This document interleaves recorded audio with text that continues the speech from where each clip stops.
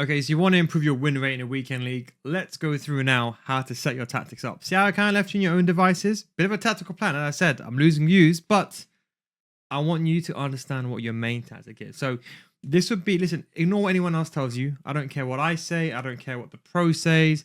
I don't care if the best Anders himself tells you, right? Find out what tactics works best for you. For most of you guys, it would be the 4-2-1-3. Some of you, it may be the 4-2-2. Only you would know. I always explain this every single time. People say, why do you keep using car examples? It's the easiest way to explain it.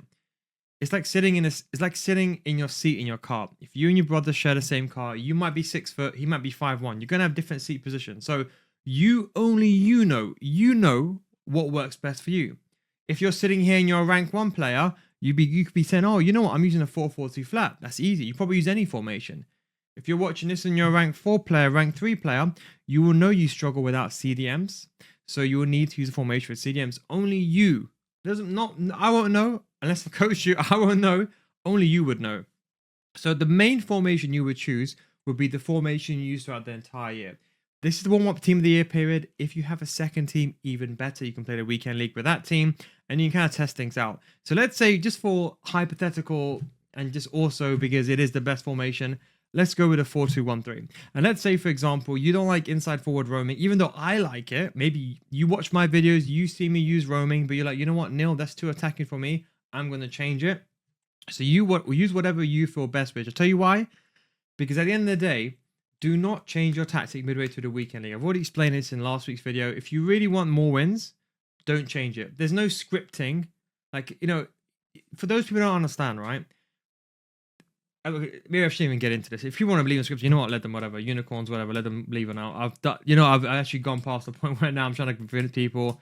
Let them do whatever, think whatever they want to think. But look, there's no formation changing. You may lose 3 games in a row, but your elo will then go down and you verse weaker opponents and you will win. So it doesn't matter what tactics you play. If you play against a much weaker opponent, you're going to win. So main tactic, you got it on, okay? Then what I'd recommend is actually duplicating this tactic. Now, I would actually duplicate this tactic literally 5 times, okay? And then, so this is the way that when I'm doing a setup, okay? So what I would do is, I would have, so let's ignore this one for a second. So we have main, tactic 3, 4, and 5. So let's say we did 4. So what you would do is, your main tactic, we're just going to call this a defensive variation. So this would be 1 to close the game out. Very, very simple. So if you're using a 4-2-2 here, you would use a defensive roles example. So let's say, for example, here, because when you're inside the game, think about it, right? If you're winning 1-0 in the Champions League final, and let's say you're playing defensive, are you still going to play defensive? No, of course not. You're going to go attacking. So you want to be fly inside the game. If you know you're losing, you want to apply pressure, you need to adjust this. If you have no idea what I'm talking about, make this more defensive. For example, like here, you can do something like this. On the fallback, defend like this. So this would be merely your defensive formation.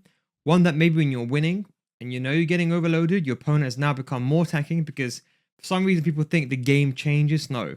There's no DDA. There's no your opponent plays better. It's your opponent's going to be more attacking. And psychologically speaking, you can Google this psychology when you're in a winning state, you naturally play more defensive and hold out the lead. Okay. Then you'll have, for example, because we're going to use 4 here, we're going to call this balanced. And this would be your main tactic. So this would be the one. Don't forget, we duplicate the main tactic about 4 times. We've got balanced. Then I personally like to do one alternate formation. It's up to you. Or you can make it a bit more attacking, your balanced formation. But you do something like this. I'm just going to call this alt. Just save time. And then you would have a pressing tactic. Okay? So this would be the tactic. Listen, you're going to go into a game. Listen, unless you're watching this and you're a rank 1 player, you're not going to be in a winning state. When I play the game, I'm in a winning state. When I'm trying, I'm in a winning state most of the time. Okay? That is why, for me, most of the time, I don't have to even go to the pressing formation too much. I can use anything. That's the truth. And all players that are in the elite division would probably start pub stomping in the first 5-6 games in a weekend league. Then games get harder when your elo goes up because you match against similar players. So what works against a good player will still work against another good player, but you have to have that ability. And that's the thing. People think tactics are going to be the savior. Tactics are not your savior. Yes, the meta tactic can help you quite a lot, but it's all about gameplay. Why do you think I teach you basic mechanics? Do you not think I would just teach you mechanic abusing the entire time? Like, do you not think it's better for me to teach you mechanic abusing? You just keep coming back to me every single year. I keep teaching you mechanic abusing. I make money. You're happy. You come back and you make. No, you want to get good at every single FC base football. Then the mechanic abusing is 10% on top. The pros, what they do the basics very, very well. That extra 10%, they got to do what they got to do because they got to win. That's their job. If they have to go to the corner and waste time, that's their job. It's different. It's like you at work. It's like you're gonna, if you decide, if your boss says to you, you're gonna get a 50k bonus if you make a sell, I'm pretty sure you're gonna be pushing for that bonus, for that sell, no matter what. So the point I'm trying to say is, ignore what the pros are doing. Okay, you want to focus on what you're doing. So you'll have a defensive formation, you'll have your main formation, and then your alternate formation. What I like to do normally is I like to maybe put like one that cams on a shadow striker. Maybe I might change my striker to a poacher plus plus. You don't have to do this, but I'm just walking you through, for example, what I would do. And then maybe, for example, one of the CDMs, if one I'm holding, I might just put one on playmaker, just as an example. And let's say I might put one of the fullbacks, for example, on balance, okay? So you can see here, we've got the defensive system. Now, this would be the formation. So it doesn't matter what formation you plug in here. Every single Friday when I make a video, I give you a tactic video. On Saturday, I give you a tactics video layout, okay? The whole idea about that tactics layout is that you pick and choose. Do you want to increase your win rate just before team of the season? We got the Division 10 to Elite Division series. All the videos are finally uploaded. We show you how to get from Division 10 to the Elite Division basic gameplay.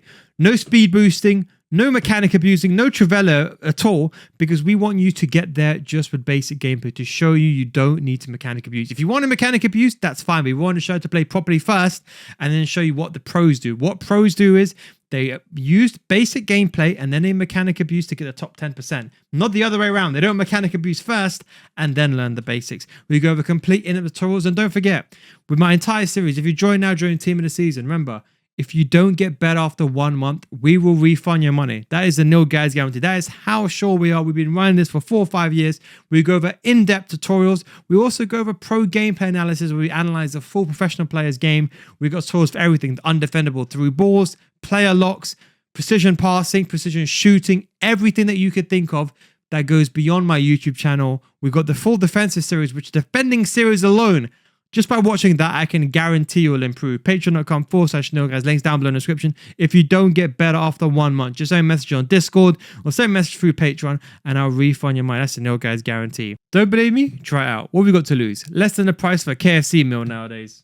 Links down below in the description. So if I've released here a 4-3-3, I don't care what your friend is using. I don't care what Tex is using. I don't care what Anders is using. You would use the formation you feel most comfortable with defending the league with. For some of you, it'll be a 5-2-1-2. It might be a 5-3-2. For some of you top tier players, it might be a 4-4-2 pressing. It sounds counterintuitive, yes, but sometimes attack's best form of defense. And most top tier players can play with a 4-4-2. I'm talking about rank 1 elite players. If you're watching this and you're in rank 4, think about it. How many times you've been inside a game and you felt you're on a back foot? You're not always going to be versing easy opponents. So remember that. The tactics won't save you. You have to understand that, but it can help you. Defensive. So like here, I got advanced 4 playmaker. Here I got balance. And then alternate, you can also change things up. You don't have to use this formation. You could, for example, let's say you liked my 5-3-2, or if you're part of the Patreon, but let's say, for example, you like the 4-2-3-1 arrow. As long as you got the right players, you're fine. You can play whatever you want. So let's just say, for example, we did something like this. Ignore the player positions. And that way, let's say put this player on shadow striker, going back to like my old school tactics with long ball, stay forward on the cam. So that way you have a defensive formation. This would be the one to close out the game. Maybe you're winning 1 or 2-0. You're going to protect the lead. You don't want to commit too many players going forward. Then you'd have a balance formation. Okay, this would be one to start the game with. This would be one to play the game with and judge how your opponent is. Then you would have your alternate formation. Maybe you're using this formation and maybe you can't break through. Now this is important. You don't have to always. This is the big mistake people make. You don't have to always change to alternate formation. Sometimes I might only get 1 chance. But I could also get 20 chances equally against a player that's much weaker than me. But if I'm versing a pro or a very good player, I might only get 1 or 2 key chances inside the game. So it doesn't mean that I have to change formation just because I can't break through. Do you understand what I'm saying here? The point I'm making is I might change, for example, if I feel like maybe I'm getting overpowered, or maybe, for example, I want to be a bit more narrow. That is when I would change to an alternate formation. So it's not because I can't create chances. Maybe I just can't break through. Maybe I'm going to be a bit more defensive. Maybe I need different roles. And that is where the alternate formation comes in. And then I'd recommend a pressing formation. Now, most of the time, a formation that you're using, you don't want CDMs or pressing formation because they sit deeper. I've already explained this. We're not going to go into it too much, but they sit deeper. So I normally say, as a good rule of thumb, I use 4-2-4 personally speaking, but just to make it a bit more applicable to the masses, should I say, we're going to something like this. Choose whatever you need to. So maybe you do, for example, deep line playmaker. Let's say, I don't know, you make one of these box to boxes, and then you put both of these on inside forward because you really like the inside forward. And that's it. So now you got your layout out now. So now you got so we'll go to depth in a second, okay? Now, this is very, very important.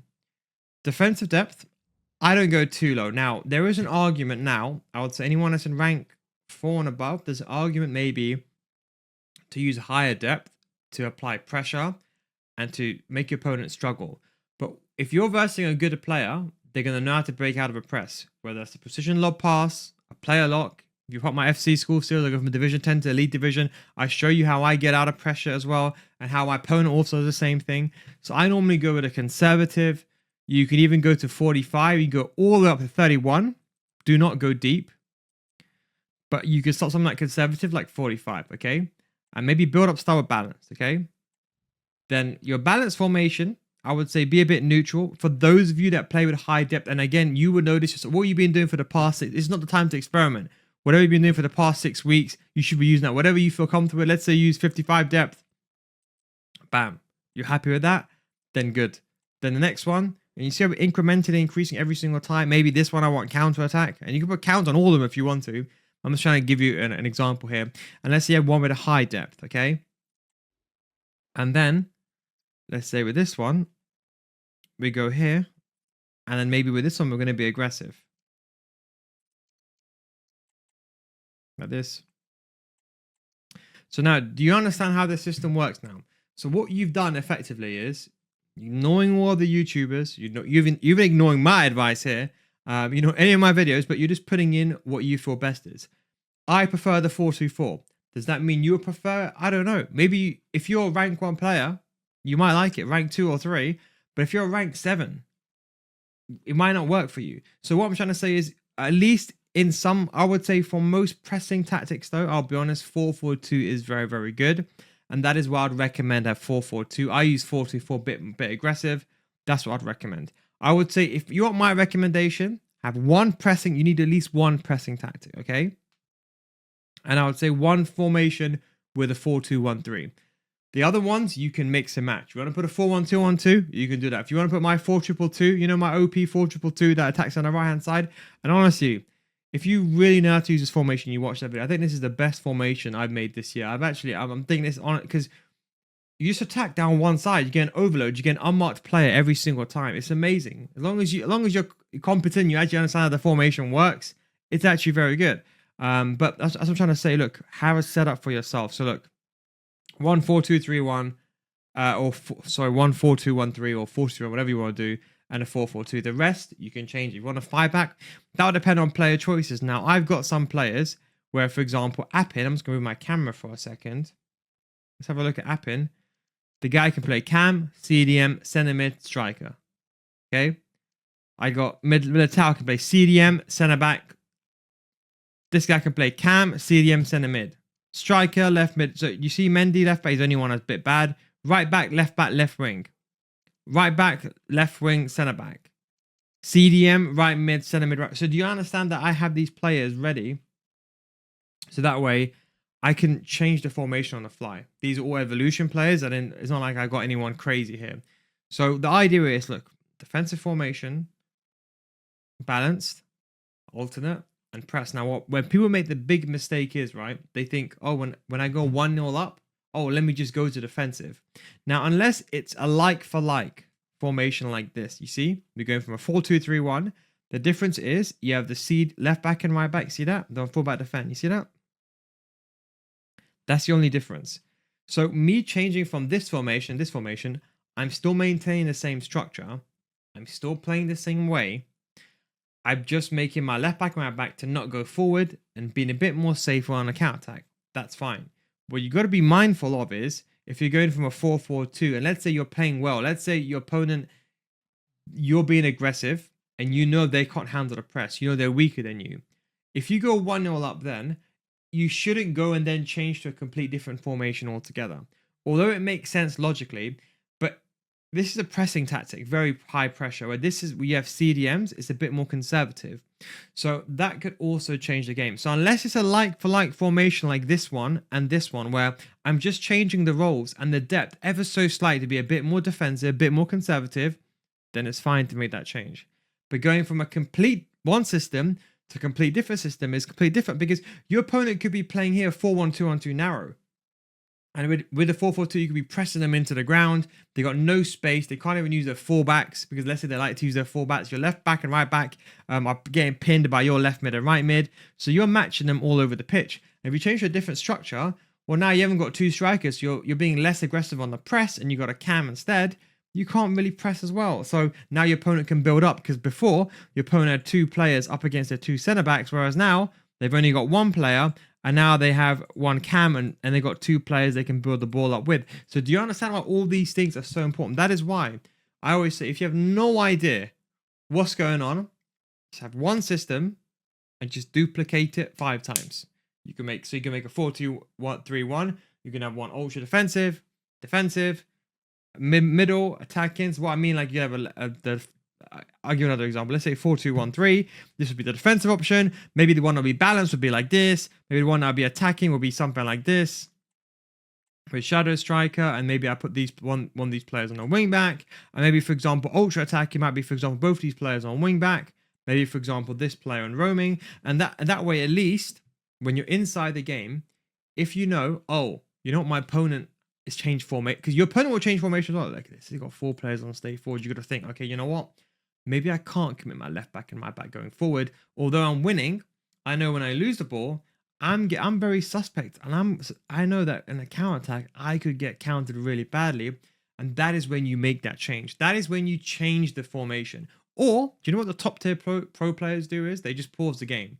So let's say, for example, you're playing against Scrim, you had no idea who you're playing, you couldn't see their gameplay beforehand. Let's say, I don't know, you attack down the right hand side, and let's say your opponent doubling up every single time. You might just pause the game and flip it.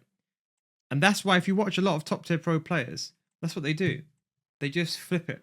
Even if you see pro streams, they might change something. They might make a sub. They might say, oh, you know what? This person's weak on the right hand side. I might put a faster player that's got more stamina. So these are all the things that you should consider when you're setting up a tactic. Anyway, hope this one helped. So I hope you used what you could for the warm-up one. Next week, we're going to go back to the meta setup. For the Premier League one, I'm going to release my best tactical layout. It's very similar to one that I released before. 4-4-1-1, 4-2-1-3, 4-4-2s, real meta formations here. That's what I'm going to release. But the reason why I did this is I generally wanted you to just use what you're used to, because this is not the time to change. The time for tinkering was all year. But this is a time to lock and load.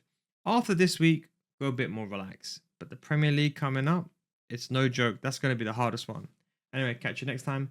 Want to improve at FC? Come through my Patreon series. You don't get better after 1 month. We will refund your money. We got a video from Division 10 to the Elite Division. Every single game recorded. We show you the exact controller inputs as well. Show you what we're pressing, and we play basic football. No mechanic abusing. We don't just spam Trivellas from the outside the box and be like, oh, this is how you get to Elite. No. Basic football, good football. Because at the end of the day, be good at this game and you can be good at any FC. The whole idea is you play FC 94 or you play FC 35 in 10 years' time. And then I might not be here anymore, but at least that way you know how to play. Thanks for watching. Links down below. And of course, catch you next time. Best of luck in your weekend.